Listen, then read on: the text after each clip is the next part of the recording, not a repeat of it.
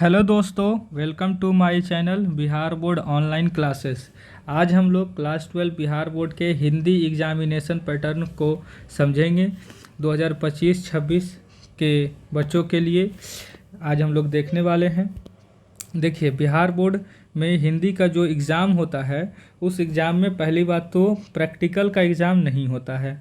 आप देख लीजिए, क्योंकि सीबीएसई के जो बोर्ड है उसमें हिंदी का प्रैक्टिकल लिया जाता है, लेकिन वो भी क्लास 10 का बात कर रहे हैं। लेकिन क्लास 12 में बिहार बोर्ड में प्रैक्टिकल का एग्ज़ाम नहीं होता है। हिंदी में ओनली थ्योरी का एग्ज़ाम होता है, थ्योरेटिकल एग्ज़ाम होता है, वो भी 100 मार्क्स का। टोटल मार्क्स 100 रहता है आपका, मार्क्स 100, वो भी रिटर्न मार्क्स रहता है आपका। और उसके बाद आप देखिए, यहाँ पर ऑब्जेक्टिव 100 प्रश्न दिया रहता है, जिसमें से आपको कोई 50 बनाना है। उसके बाद सप्रसंग व्याख्या रहता है, मतलब पूरे आपका दिगंत भाग 2 के किताब से काव्य खंड और गद्य खंड दोनों से मिलाकर कहानी या तो कविता के बीच के लाइन उठाकर आपको दे दिया जाता है और उसको आपको व्याख्या करना रहता है, मतलब विवरण देना रहता है, एक्सप्लेनेशन देना रहता है। 4 में से कोई 2 बनाना रहता है आपको। फिर उसके बाद आप यहाँ से देखिएगा, निबंध 6 रहता है, टॉपिक दिया रहता है, उस पर कोई एक टॉपिक पर लिखना रहता है आपको निबंध। सोचिए ऑप्शन कितना है बिहार बोर्ड में कि आपको 6 टॉपिक दिया जा रहा है, जिसमें से कोई एक टॉपिक निबंध पर लिखना रहेगा। आवेदन पत्र आप लिखिएगा। देखिए, एक एप्लीकेशन एक लेटर होता है। एप्लीकेशन लेटर में आता है फॉर्मल इनफॉर्मल, वो इंग्लिश में हो गया। लेकिन अगर हिंदी में देखा जाए तो औपचारिक पत्र अनौपचारिक पत्र आता है। कोई 2 में से कोई एक बनाना रहता है। आवेदन पत्र लिखिए या तो सिर्फ पत्र लिखिए, वो भी पत्र में औपचारिक अनौपचारिक दोनों में से कोई भी हो सकता है, वो भी बनाना है आपको। लघु उत्तरीय पूछा जाएगा 10 प्रश्न, जिसमें से कोई 5 बनाना है। 2-2 नंबर का रहेगा लघु उत्तरीय प्रश्न।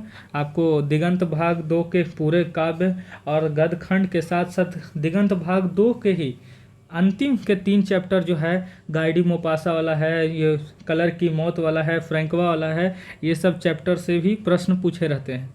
दीर्घ उत्तरीय से कोई 6 में से कोई 3 बनाना रहेगा आपको। संक्षेपण का दिया रहेगा कि कोई टॉपिक दे दिया जाएगा आपको 4 लाइन 5 लाइन का, उसको पढ़ना है और अपने हिसाब से उसको संक्षेप करना है। 2 में से कोई एक बनाना रहेगा, आप बनाइएगा।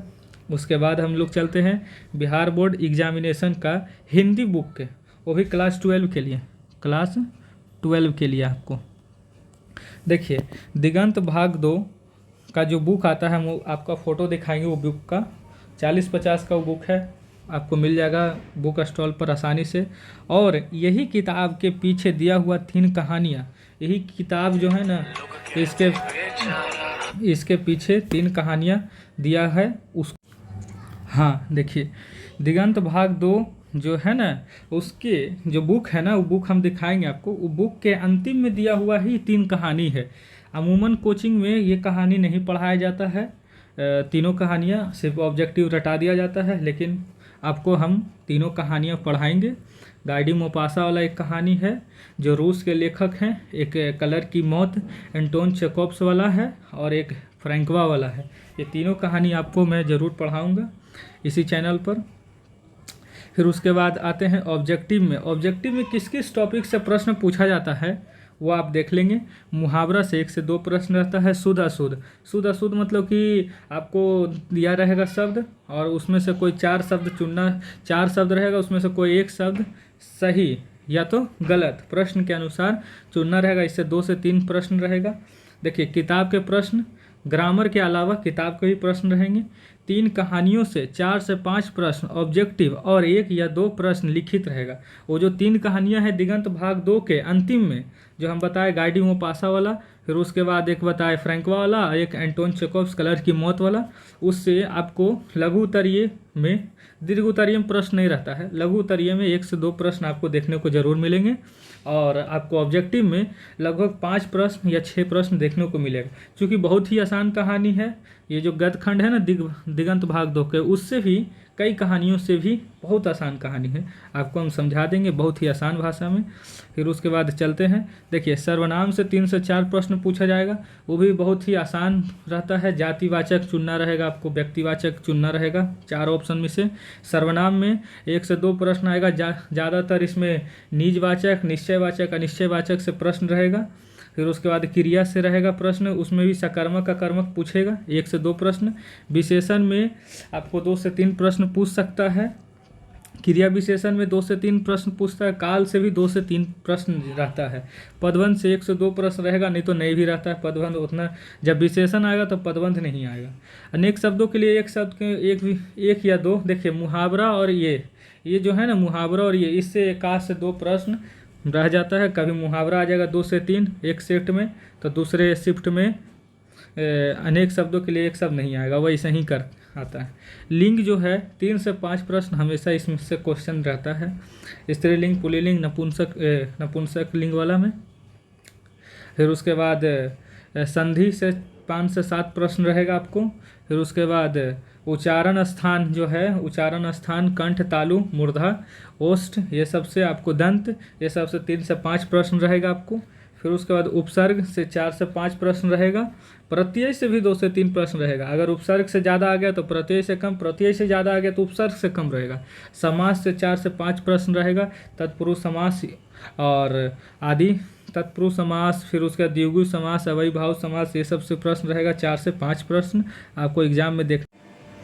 फिर उसके बाद देखिए आपका संधि से 5 से 7 प्रश्न रहेगा। संधि में यण संधि, आयात संधि, ये सब जो रहता है। फिर उसके बाद आपका समास से भी बता दिए, पर्यायवाचिक से 2 से 3 प्रश्न, विलोम शब्द से 2 से 3 प्रश्न रहेगा। आपका कारक से या कारक के चिन्ह से 2 से 3 प्रश्न, और वाक्य में से भी 2 से 3 प्रश्न आराम से आता है, वाक्य और वाक्य के प्रकार से आता है।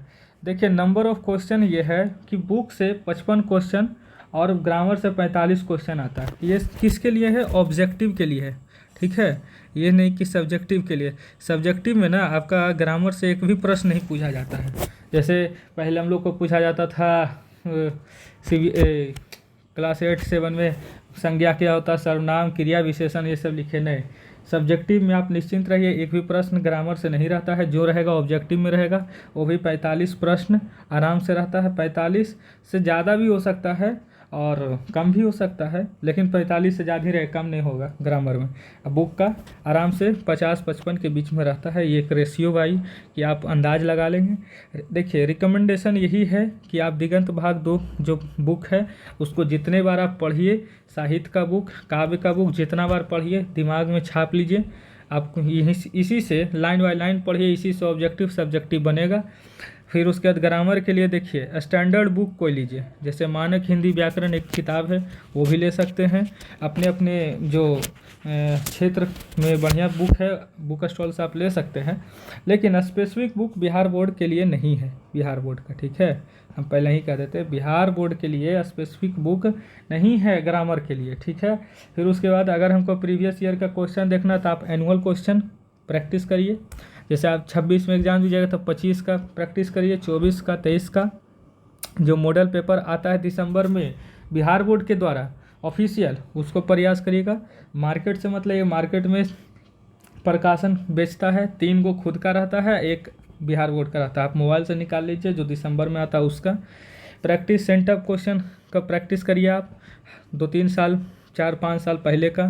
और मंथली एग्ज़ाम होता है उसका भी आप प्रैक्टिस करिए आराम से। बस अगर आप पढ़ ले रहिएगा दिगंत भाग 2 का लाइन बाय लाइन एक्सप्लेनेशन समझे रहिएगा, तो आपको ये सब का ज़रूरत एकदम नहीं पड़ेगा, समझे। प्रैक्टिस मॉडल ये सब कुछ नहीं।